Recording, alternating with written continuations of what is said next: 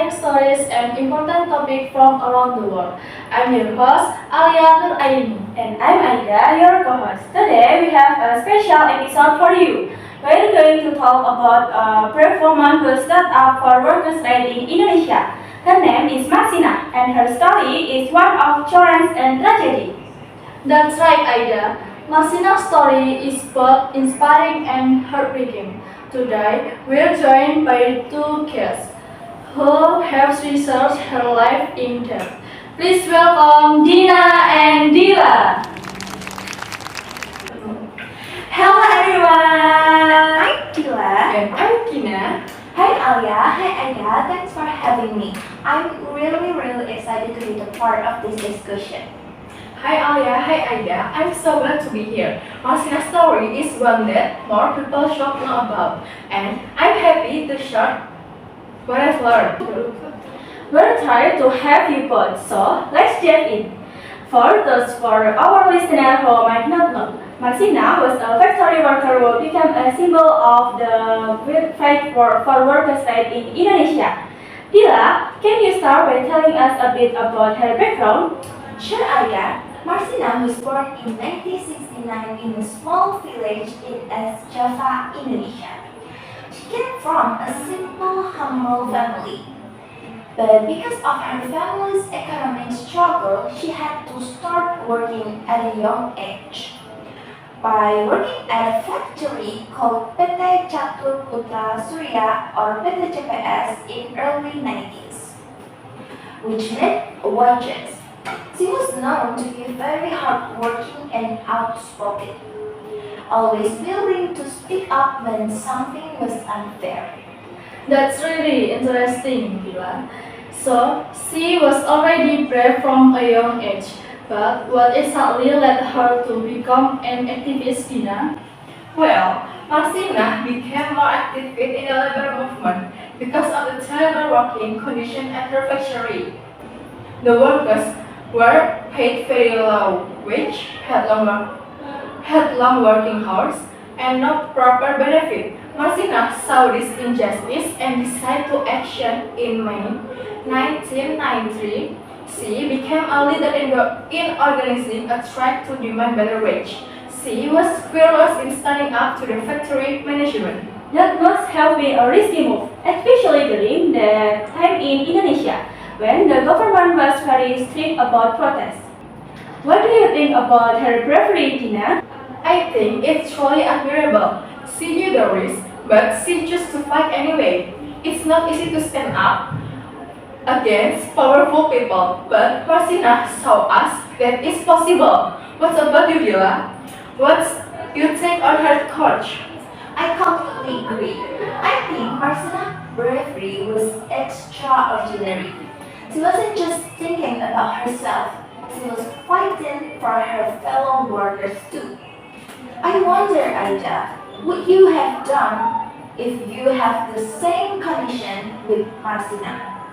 Honestly, I don't know. It's easy to say what fight for justice, but when your life is on the line, it's a whole different story. What about you, Alia? I think I'd be scared, but Marsina's story reminds me that sometimes we need to put fear aside for the greater good. It's definitely something to think about. That's true. So, Hila, can you tell us more about what happened during the strike? Absolutely, the strike was actually very peaceful. Marsina and her fellow workers demanded a small increase in their wages, from around 1,700 rupiah to 2,250 per day, which is still a very low amount. But the factory owners and even the local government were not happy about it. Soon after the strike, some workers, including Marsina, were called in for questioning by the authorities. Marsina, however, refused to be intimidated. That takes a lot of courage, but things took a dark turn after that. Didn't they, Dina? Yes, unfortunately they did. A few days after the strike, Marsina went missing. Her friends and her family were worried and tried to find her. But sadly, she was found dead in a remote area. The autopsy revealed that she had been tortured. It was shocking discovery that left many people heartbroken and angry. That's so tragic. Why do you think the authorities targeted her, Dila? I believe it was because Marcina was a strong, outspoken leader who represented hope for many workers. The government at that time wanted to silence anyone who dared to challenge them. Arya, what do you think? I agree with you, Dila. I think they saw her as a threat, but her action only made her a stronger symbol for justice. Dina, do you think the government could have handled the situation differently? Absolutely. Instead of silencing her, they should have listened to the workers' demands. Ignoring and suppressing people only leads to more anger and resistance. That's a great point, Ina. And after her death, did her story bring any significant change to the labor movement? Yes, it did. Marcina's death sparked outrage and made more people aware of workers' struggle. She became a symbol of resistance and inspired others to keep fighting for their rights. Her legacy still resonates today. It's incredible how one person's court can have such a lasting impact. Was the biggest lesson we can learn from Hasina's life, Dina? For me, it's the importance of standing up for what's right.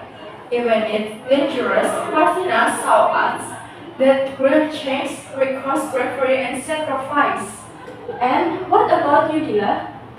I'd say it's about unity. Marcina's fight wasn't just about her, it was about all workers. Her story shows how powerful we can be when we stand together. I completely agree. Thank you so much, Dina and Dila, for sharing your insight. Masina's story is truly inspiring and reminds us of the power of resilience and solidarity. And thank you to our listener for tuning to Your Talks. Don't forget to subscribe for more inspiring stories. Until next time, stay curious, stay brave, and stay up for what's right. Bye everyone! Bye!